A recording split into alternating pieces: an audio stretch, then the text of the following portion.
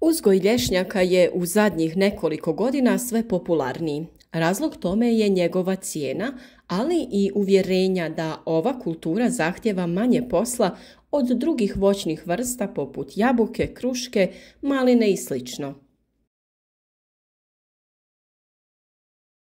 To u jednu ruku jeste tako, ali i kod lješnjaka imamo poslove koje trebamo uraditi na vrijeme. Bilo da se radi o plantažnom uzgoju ili se gaji samo nekoliko stabala lješnjaka, potrebno je svake zime pripremiti voćke za nadolazeću sezonu plodonošenja.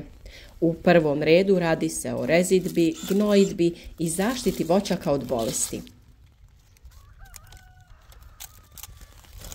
Ove poslove najbolje je uraditi prije početka vegetacije u zimskom periodu.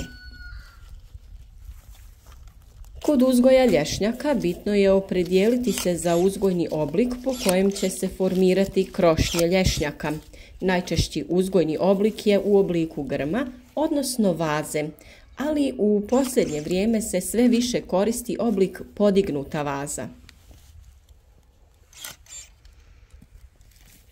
U oba slučaja grm se formira tako da se ostavlja nekoliko grana, a najčešće 3 ili 4 koje se šire u različitim smjerovima, ostavljajući sredinu grma praznu i bez grana.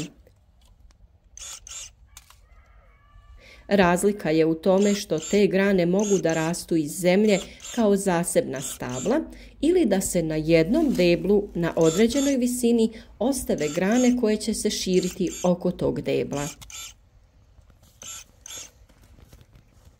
Za lakšu obradu tla i obavljanje ostalih radova preporučuje se formiranje podignute vaze. Formiranje ovakvog oblika radi se već nakon sadnje. Nakon prve godine ostavlja se 3 do 4 grane različitog usmjerenja i na različitim visinama, te će one u predstojećem životu voćke nositi krošnju. Preporučuje se da te glavne grane budu na visini od 50 do 80 cm.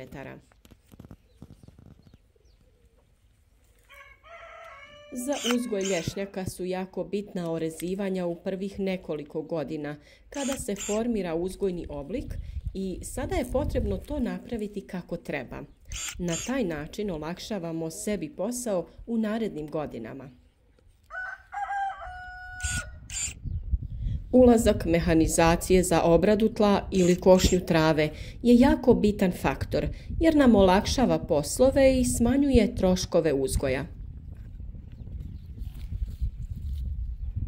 Samo podizanje grma na veću visinu omogućuje ulazak većih strojeva u voćnjak, što je jako bitno kod plantažnog uzgoja. Ako se ipak odlučimo za klasični oblik grma, tada rezidbu vršimo tako što uklanjamo sve izdanke iz sredine grma, a ostavljamo pravilno raspoređenih 4 do 5 glavnih izdanaka. Njih je potrebno u prvoj godini razmaknuti u različitim smjerovima da bi se grm dovoljno raširio. Širenjem grma dobiva se prozračnost u krošnji biljke, ali se omogućuje i prodor svjetlosti do svih grana kao i plodova na granama. I kod ovog oblika bitno je u prvih nekoliko godina pravilno formirati grm. To radimo dok su izdanci tanji, kada je lakše izvršiti rezidbu. Za ove radove odlično su se pokazale akumulatorske škare. Upravo ovaj alat smo darovali prije nekoliko dana jednom od naših pratitelja. Nadamo se da će biti od koristi našem pratitelju, a mi nastavljamo sa darivanjem sličnih poklona i u budućnosti. Svi koji gledaju naše videe i pišu nam komentare mogući su dobitnici. U komentare nam možete pisati nešto o vašem uzgoju biljaka, od kuda nas pratite ili jednostavno odgovorite na pitanje koje postavljamo u videu. Pitanje za ovaj video glasi: koji uzgojni oblik se najčešće koristi kod uzgoja lješnjaka? Pri rezidbi ljeske u narednim godinama potrebno je držati se istih načela, a to su oslobađanje središta grma te omogućavanje dotoka svjetlosti do svih grana na stablu. Sve grane koje se preklapaju jedna preko druge potrebno je ukloniti. Sve one koje su usmjerene prema središtu grma treba odrezati. U ovom periodu, u drugoj polovini zime, možemo primijetiti i rodne pupoljke. Pored resa kojima su okićeni grmovi, možemo pronaći i cvjetne pupoljke. Rese predstavljaju muške cvjetove koji oprašuju, ženske koji su manji i teže se primjećuju. Ovdje možete vidjeti razliku između muškog i ženskog cvijeta. Nakon oprašivanja, polenov prah će prenijeti vjetar ili pčele na male crvene cvjetove na pupoljke iz kojih ćemo dobiti nekoliko plodova. Kada završi period oplodnje, rese će pasti sa stabla. Jako je bitno da u voćnjaku ili plantaži imamo više različitih vrsta sorti lješnjaka. To je bitno da bi se produžilo vrijeme oprašivanja. Za vrijeme sunčanih dana, kada su temperature iznad 10 stepeni Celzijusa, iz svojih košnica izlaze pčele da bi uzele prvu hranu nakon dužeg perioda mirovanja. Polenov prah od lješnjaka je jako bitan za proljetni razvoj pčele, pa je potrebno pripaziti na njih. Ovo se odnosi prvenstveno na zaštitu pčela pri upotrebi hemijskih sredstava koje treba izbjegavati u fazi cvjetanja lješnjaka.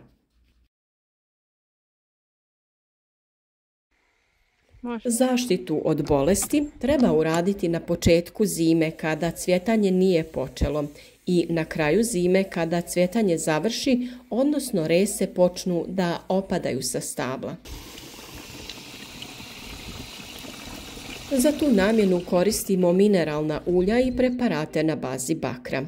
Period za zaštitu je na samom kraju zime, a prije kretanja vegetacije, a to je otprilike 3. mjesec. Do tada bi poslovi sa rezidbom trebali biti završeni.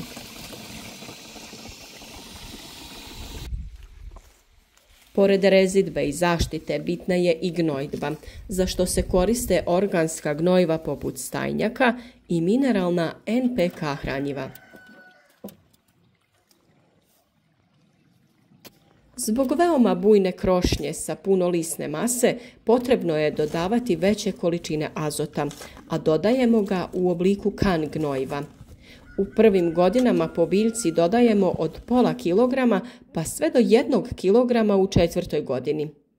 Za obezbjeđivanje kalija i fosfora koristimo NPK hranjiva formulacije 7, 20, 30 ili slično.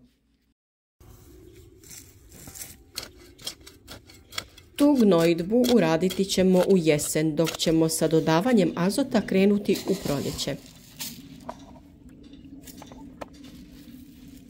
Pored mineralnih gnojiva upotrebljavamo i stajnjak koji dodajemo nakon što okopamo prostor oko biljaka. Okopavanje ili međuredna obrada mehanizacijom je bitna iz više razloga. Najbitniji razlozi su kvalitetnija gnojidba, uništavanje korova, ali i lakša berba, odnosno kupljenje plodova sa tla.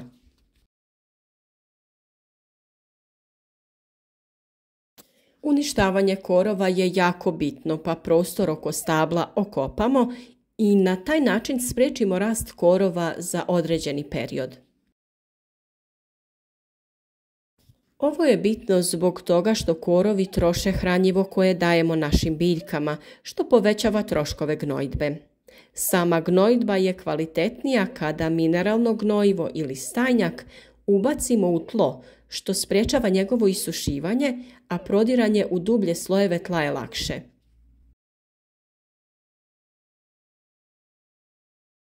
Međuredni prostor može se održavati i mehanizacijom na način da se uklone korovi i plitki sloj tla malčira.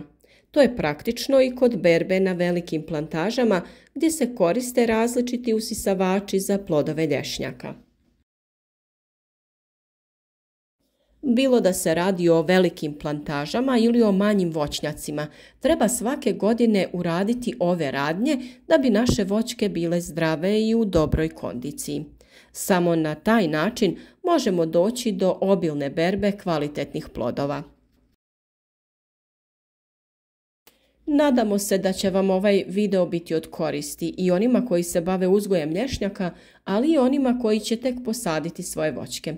Podijelite ovaj video sa prijateljima na društvenim mrežama i označite like ispod videa. Pišite nam u komentar od kuda nas pratite, odgovorite na naše nagradno pitanje iz videa, a ako imate nekih pitanja, slobodno nam pišite. Pokušati ćemo odgovoriti na sve komentare u što skorijem vremenu. Sezona uzgoja voća i povrća se zahuktava. Imamo jako puno komentara i hvala vam što ste u nama prepoznali najbolji izvor informacija u uzgoju voća i povrća.